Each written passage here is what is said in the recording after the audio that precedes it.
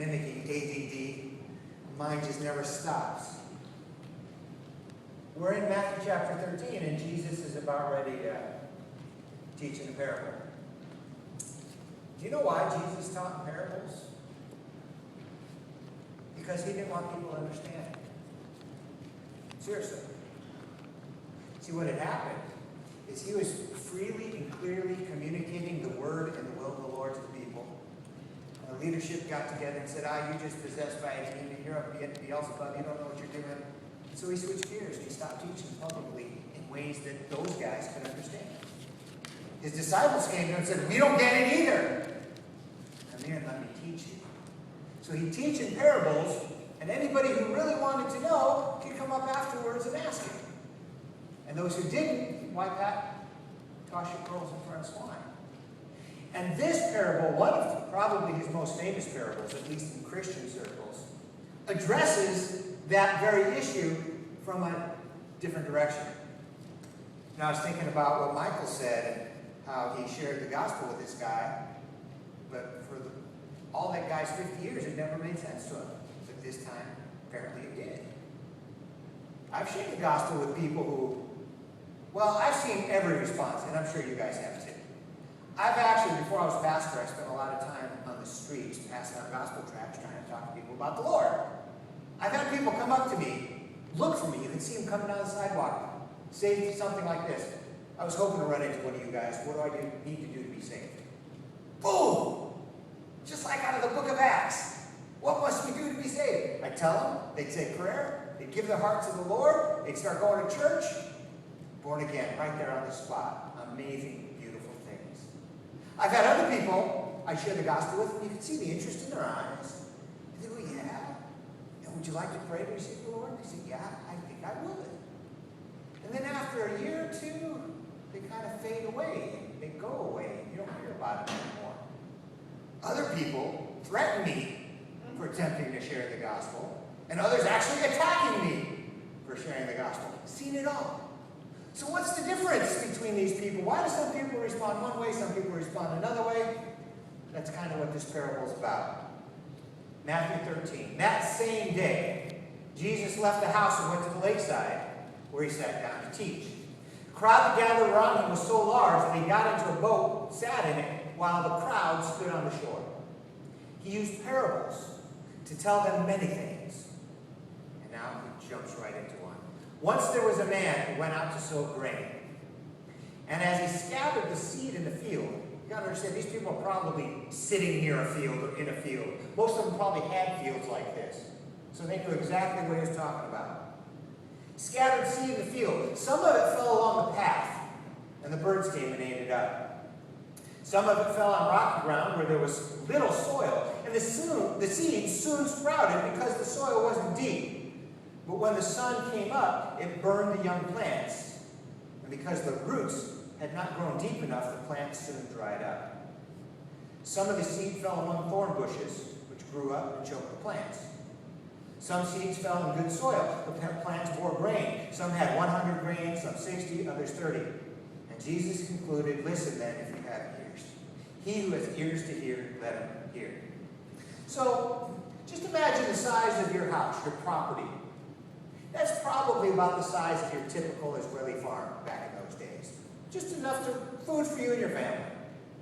And you'd have a little bag, and you'd just go out and scatter the seed. But you didn't, do it all along the edges, so some of it would have gone over the edges. They knew this is the life they lived. But why do you scatter the seed? One reason and one reason only, for a crop. That's it. You plant the seeds, hoping for fruit. It's only good if it produces a fruit. So, he talks about these four responses. He says some falls on the path, some among the rocks and thorns, some among the ground. So good ground. So let's look at each one. Verse 19. Those who hear the message about the kingdom, but do not understand it, are like the seeds that fell along the path. The evil one comes and snatches away what was sown in them. I told you about these farms. This is actually a photo I took from a family-sized farm plot in Nazareth. I specifically took this portion because you can see good ground over here, good ground over here, good ground back here. But this is where the rocks and the weeds are, and the thorns spring up. And this is probably the little footpath right there. You could walk through that, but that'd be rough. But you could walk right along the edge. But here you wouldn't walk because you trample the good ground. So this would be the edge of one guy's field and maybe the beginning of somebody else's over there. So you can have exactly in your mind what he's talking about. So fell along the path. That's probably right in there, just right up against the weeds and thorns and the rocks. And then the evil one comes and snatches away what was sown in them. I remember when I first heard that, it seemed to give the devil a lot of power. It seemed to say you could actually give the gospel to somebody, and then the devil could come and take it away from them, and it'd bear no fruit. And that didn't seem right to me. Like the devil could actually do that? That's not right. That's pretty intense. And what hope is there then? So it's like the devil can undo what God's doing. And then I feel bad for these people because, man, if it wasn't for the devil, they'd be saved. Well, you got to read on. That's not the whole story. People don't always understand God's message. That's true.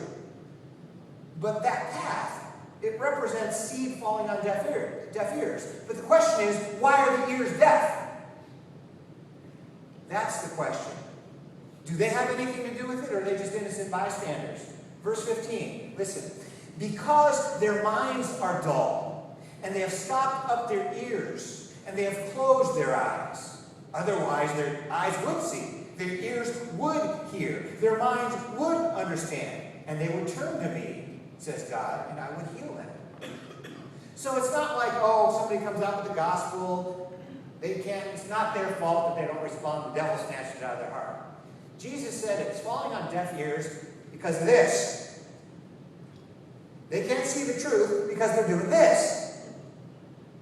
Sure, the devil's active, but he's putting it on them in this portion of the scripture. Jesus said, they have stopped up their ears and they've closed their eyes. I don't hear a thing. I don't know what you're talking about. Hear no evil, see no evil, speak no evil.